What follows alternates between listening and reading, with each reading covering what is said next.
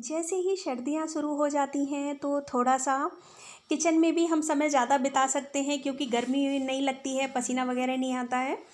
सब्ज़ी मंडी से हम ये बैंगन लाए थे। हमारे यहाँ तो भटा मिलता है हरे रंग का, पर ये बैंगन स्पेशल सा मुझे थोड़ा सा लगा तो मैं इसको लेकर आई, और सब्ज़ी वाले भैया ने बोला कि इसका छिलका बहुत पतला है और ये बहुत जल्दी गैस पर ही भुन जाता है, तो मैंने सोचा लेके देखते हैं।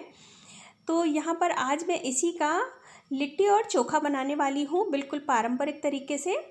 तो मैंने कट लगा दिया। मेरी मम्मी जब बैंगन भूना करती थी ना, तो इसी तरह से वो कट लगा के देख लेती थी कि कीड़े वगैरह तो नहीं हैं, और उसके बाद इसमें ढेर सारा लहसुन दबा देती थी अंदर, और हरी मिर्ची।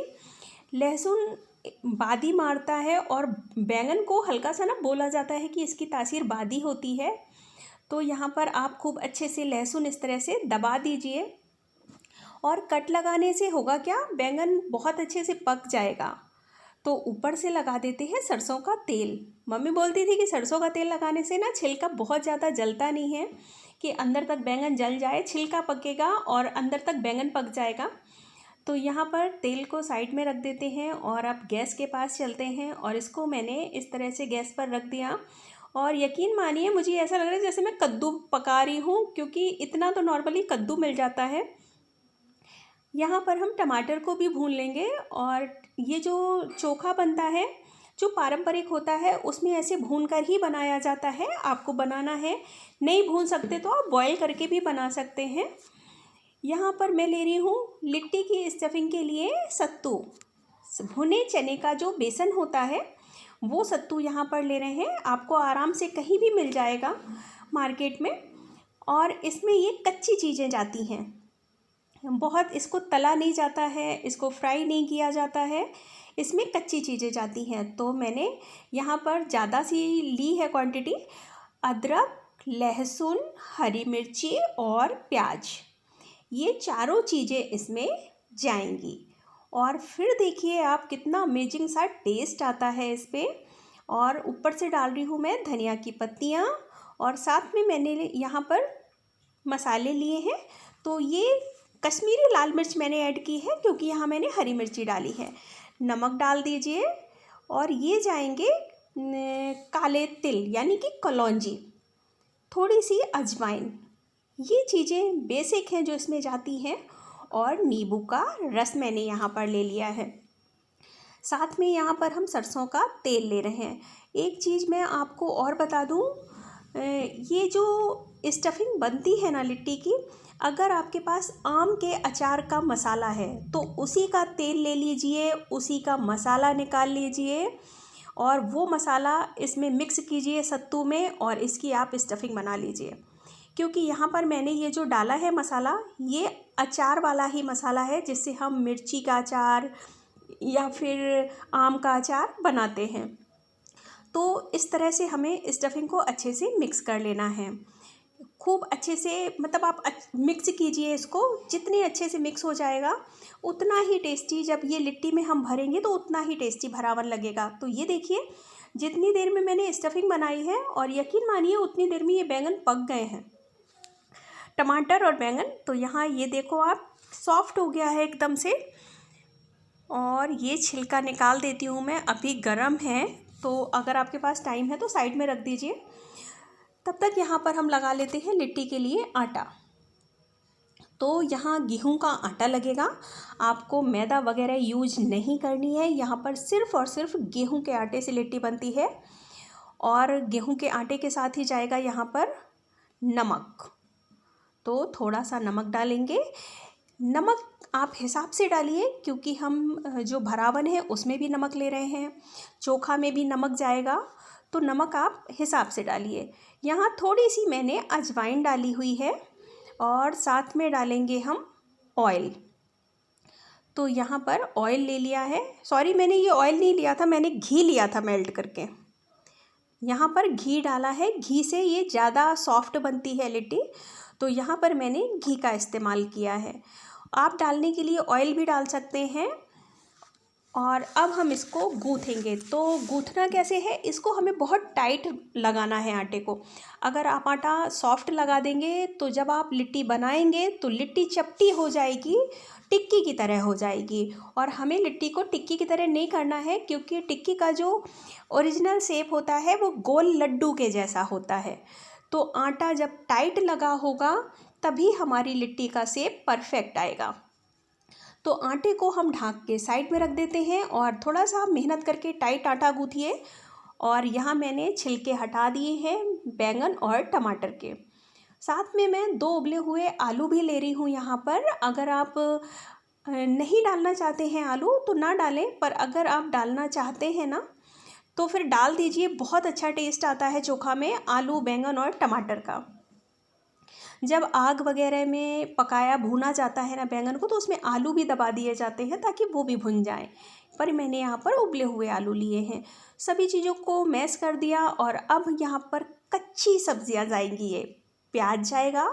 चोखा में प्याज, अदरक, हरी मिर्ची और लहसुन का जो टेस्ट आता है ना, आप एक बार बना कर देखिएगा। और यकीन मानिए विंटर के मौसम में तो सबसे ज़्यादा मज़ेदार ये लगता है। और मैं अक्सर बनाती हूँ, चूल्हा वगैरह तो नहीं है मेरे पास, पर मैं लिट्टी को भी बिल्कुल अलग तरह से सेकती हूँ, वो मैं आपको दिखाऊंगी। कम समय में बढ़िया सी लिट्टी हमारी बनकर तैयार हो जाती है। और ये चोखा है ना, बहुत ही टेस्टी से रायते के साथ खाया जाता है। तो नमक, मिर्ची और कच्चा सरसों का तेल ये ज़रूर डालिएगा। कच्चे सरसों के तेल से इसमें जो झाग आती है ना, और खट्टास के लिए नींबू का रस। नींबू नहीं है आपके पास तो आप अमचूर पाउडर भी ऐड कर सकते हैं। लीजिए, बन गया ना मिनटों में, बिना झंझट। मतलब थोड़ा सा तो लगता है ना कि अगर हम कुछ बना रहे हैं तो टाइम तो लगेगा, पर अगर टाइम लग रहा है और कुछ बढ़िया सा मज़ेदार सा हमारे मन का मिल रहा है तो कहने ही क्या है। मेरे घर में ये सभी को बहुत पसंद है और जब भी मैं बनाती हूँ ना कोई आ जाता है तो मैं उसे भी खिलाती हूँ। तो लीजिए, चोखा तैयार हो गया, भरावन तैयार हो गया, आटा लग गया। अब यहाँ पर हम छाछ तैयार कर लेते हैं। नमक, मिर्ची, हरी मिर्ची और हरा धनिया। तो ये टेस्टी सी हमारी अनियन छाछ बनकर भी तैयार हो जाएगी। मैं यहाँ पर इस तरह से लंबे लच्छे काटकर प्याज डाल रही हूँ। आप बूंदी डाल सकते हैं, खीरा ग्रेट करके डाल सकते हैं। कई जगह पर गाजर का रायता बनता है तो आप गाजर को भी ग्रेट करके डाल सकते हैं। तो ये हमारा छाछ तैयार हो गया। लगा देते हैं इसमें जीरा, हींग और तेल से तड़का। देखकर ही मुंह में पानी आ रहा होगा ना, मिल जाए और फटाफट से खाएं इसको। तो सारी चीज़ें तैयार हो गई हैं। अब हम भर लेते हैं लिट्टी। मैं एक साथ ढेर सारी लिट्टी बनाऊंगी, बहुत कम समय में बनाऊंगी और परफेक्ट बनाऊंगी। ना हमें अवन चाहिए, ना हमें कुकर चाहिए, ना कढ़ाई चाहिए। तो सोचिए आप, मैं किस में बनाऊंगी ये। वीडियो को स्किप मत कीजिएगा, पूरा देखिएगा, तभी तो ये मज़ेदार सी रेसिपी आपको पूरी परफेक्ट समझ में आएगी। तो यहाँ पर आटे की हम लोइयाँ ले लेंगे और मैं आपको लिट्टी 2 तरह से इस तरह से बनाना बताऊंगी। जो तरीका आपको सबसे ज़्यादा अच्छा लगे उस तरीके से बना लीजिए। वैसे तो लिट्टी हर तरह से लोग बनाते हैं, कई तरह से अलग अलग से, पर जो पारंपरिक लिट्टी होती है वो इस तरह से बनाई जाती है।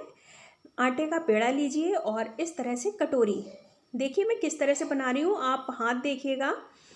ये देखिए, ये 4 उंगलियों को इस तरह से दोनों हाथों के पीछे लगाना है और इसको इस तरह से घुमाते हुए बराबर की लेयर में कटोरी जैसा बना लेना है, ना कहीं पतला ना कहीं मोटा। ये पारंपरिक लिट्टी इसी तरह से बनती है। तो यहाँ ये देखिए, कटोरी सी बन गई ना बढ़िया सी, और कहीं मोटी पतली नहीं है। इससे क्या होगा, जब आप इसको सेकेंगे ना तो ये अच्छे से सिकेगी और आटे जैसा टेस्ट कहीं भी आपको बीच में नहीं आएगा। तो अच्छे से इसमें भरावन भरिए और उंगलियों से इस तरह से दबा दीजिए और फिर हम अंगूठे से नीचे को दबाते जाएंगे जो हमारी स्टफिंग है, और इस तरह से इसको बंद करते जाएंगे। जैसे आप मोमोज़ बनाते हैं या कचौड़ी खस्ता भरते हैं उस तरह से। तो यहाँ पर जो ऊपर थोड़ा सा आटा बचेगा ना, आप इसको चाहें तो हटा भी सकते हैं और चाहें तो इसी में मोड़ कर इस तरह से सेट कर सकते हैं, इस तरह से। तो ये होती है जो पारंपरिक लिट्टी बनती है, गोल इस तरह से लड्डू की तरह। और इसको ना कंडे की आग में दबाकर बनाया जाता है, जिससे धीमी धीमी आंच पर सिकती है और बहुत अच्छे से सिक जाती है, क्योंकि इसकी लेयर हल्की सी मोटी होती है। अब मैं आपको बताती हूँ जिस तरीके से मैं बनाती हूँ। तो ये इस तरह से है, और यहाँ पर इस आटे को हम और भी कम कर लेंगे। देखिए मैंने बिल्कुल आधा कर लिया है ना, और इसको हम बेलेंगे। ये तरीका ज़्यादा इजी लगता है मुझे। इससे लिट्टी की जो लेयर होती है आटे के ऊपर की, वो काफ़ी पतली बनती है, खस्ता बनती है। और इसको हम जिस तरीके से सेकते हैं ना कम समय में, बिना कंडे बिना अवन के, तो ये इस तरह से बनती है। तो यहाँ पर इस तरह से देखिए भरेंगे, जैसे हम मोमोज़ पैक करते हैं ना, इस तरह से। और ये ऊपर का भी आटा निकाल लूँगी मैं। इसको इस तरह से ऐंठ दीजिए, टर्न कर दीजिए, और बस ये देखिए, तो पतली सी लेयर के साथ हमारी ये लिट्टी तैयार हो गई है। ये देखिए बन गई ना। तो मैं हमेशा इसी तरह से बनाती हूँ, और मुझे ये तरीका ज़्यादा इजी लगता है। ये देखिए, तो चलिए फटाफट से सेकने के लिए चलते हैं। तो मैं पहले आपको दिखा देती हूँ क्या अंतर होता है। वो थोड़ी सी मोटी लेयर में होती है और ये पतली लेयर में होती है। तो यहाँ पर फटाफट से ये देखिए मैंने ढेर सारी बना ली है, क्योंकि मैं इसको बनाने वाली हूँ अप्पे के स्टैंड में। जी हाँ, मैं इसको अप्पे के स्टैंड में बनाऊँगी। और अगर आप इसको फ्राई करना चाहते हैं तो बहुत से लोग फ्राई करके भी खाते हैं, पर मैं इसको धीमी आंच पर अप्पे के स्टैंड में बनाने वाली हूँ, जो बहुत ही टेस्टी और क्रंची बनकर तैयार हो जाती हैं। तो मैं थोड़ा थोड़ा सा ऑयल डाल दूँगी यहाँ पर, और हथेलियों में अपने ऑयल लगाती जाऊँगी, और इन लिट्टियों को गोल गोल हथेलियों में घुमाकर हम इस सांचे में रख देंगे। इतना इजी और इतना परफेक्ट तरीका लिट्टी बनाने का आपको किसी ने नहीं बताया होगा। नॉर्मली कुकर में बना लेते हैं, कढ़ाई में बना लेते हैं, या फिर कंडे की आग में बनती हैं। आज यहाँ पर जिस तरह से मैं आपको लिट्टी बता रही हूँ, एक बार बनाकर ट्राई ज़रूर कीजिएगा। बहुत ही सिंपल सा तरीका है, और लिट्टी बिल्कुल परफेक्ट बनकर तैयार होती है। तो मैं सभी को यहाँ पर सांचे में सेट कर दूँगी, क्योंकि जब कुछ ऐसा बनता है ना, तो बच्चे बड़े एक्साइटेड होते हैं कि जल्दी से बन जाए और जल्दी से खा लें। वो बार बार आकर पूछते हैं कि मम्मा बन गया, मम्मा बन गया। तो मैं बोल देती हूँ भाई थोड़ा सा टाइम लगेगा, अभी वेट करो। तो पीछे से आवाज़ें आ रही हैं, मम्मा कितनी देर में बनेगा, कितनी देर में बनेगा। तो ये देखिए, एक साथ अप्पे के स्टैंड में आप 12 बना सकते हैं। मतलब 3-4 लोग खा सकते हैं एक बार की सिकी हुई लिट्टियों में। यहाँ पर मैंने धीमी आंच रखी हुई है, और इनको हम कवर कर देंगे। पर कवर कैसे करना है, जिसमें छेद हो उस ढक्कन से कवर करना है। और जब आप कुकर में बनाएंगे तो आपको करना क्या है, कुकर की लिड हटा देनी है और सीटी हटा देनी है। उसके बाद आप इनको कुकर में बनाइए, और कुकर में थोड़ा सा तेल लगा दीजिए नीचे, उसके बाद बनाइए। लेकिन मुझे तो ये तरीका ज़्यादा अच्छा लगता है। देखिए आप कितनी बढ़िया सी सिकती जा रही हैं, और धीमी आंच है। बढ़िया सा गुलाबी गुलाबी सा कलर आ जाता है इनमें, और बहुत अच्छी सी खुशबू आने लगती है। तो यहाँ पर ये छेद है, इससे हवा निकल रही है, मतलब इसमें भाप नहीं होनी चाहिए। भाप हो जाएगी तो फिर ये क्रंची नहीं बनेंगी। तो आंच को एकदम धीमा रखना है, और इनको घुमा घुमा के मैंने बहुत अच्छे से चम्मच से इस तरह से चारों तरफ से सेक लिया है। तो ये देखिए, मैं आपको पास से दिखा देती हूँ कितनी परफेक्ट ये सिक कर तैयार हो गई है। तो चलिए अब फटाफट से यहाँ पर प्लेट लगा लेते हैं, क्योंकि इंतज़ार नहीं होता है बच्चों से। और प्लेट में यहाँ पर निकाल रही हूँ मैं चोखा। कई लोग इसके साथ चटनी भी सर्व करते हैं, और कटा हुआ प्याज लेते हैं नींबू वगैरह डाल के। पर मेरे यहाँ ये इस तरह से प्याज की छाछ के साथ खाया जाता है। आप इसको दही के साथ भी बना सकते हैं, पर सभी को इस तरह से छाछ पसंद है, तो मैं छाछ से बनाती हूँ। और ये देखिए, मेरी बिटिया रानी को खांसी आ रही है बाहर से कि बस जल्दी से दे दो बना के और मैं खा लूँ। तो जो लोग घी वगैरह नहीं खाते हैं और कम खाते हैं, तो वो इसी तरह से एंजॉय कर सकते हैं। पर जो लोग अगर लिट्टी को बढ़िया सा घी में डुबोकर खाना चाहते हैं, तो मेल्ट करके मैंने लिया घी, लिट्टी को डाल दिया घी में, और ये देखिए हमारी लिट्टी चोखा और छाछ तैयार है। तो एंजॉय कीजिए ये टेस्टी सी लिट्टी। रेसिपी पसंद आए तो लाइक कर दीजिएगा, आगे शेयर कर दीजिएगा मेरा इजी सा तरीका।